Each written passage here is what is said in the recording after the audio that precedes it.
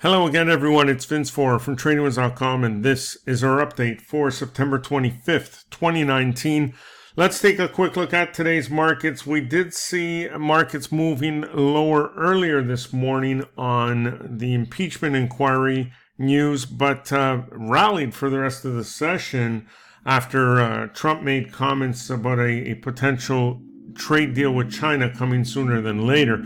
By the end of the session, the Dow was higher by 162 points, the S&P 500 gaining 18 points, while NASDAQ was higher by 83 points, and the Russell 2000 gaining 17. The bond market pulled back sharply, and the yield on the 10-year note now sits at 1.732%.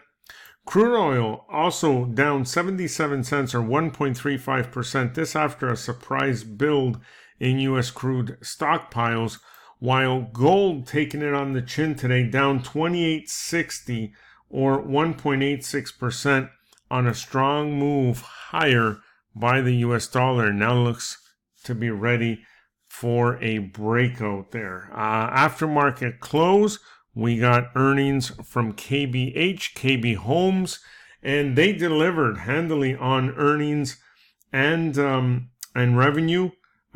Problem is the entry price for new homes continues to rise, and mortgage rates are also on the way up. And so after market hours, despite the good news, KBH lower by 48 cents or 1.5% right now. Let's see where that one opens tomorrow, and we'll take it from there. Please remember to click on the subscribe button below and click on the notification bell so you won't miss any future videos, and please do share with your friends as well. That's about it for now. Enjoy the rest of your day, and we'll see you on our next update.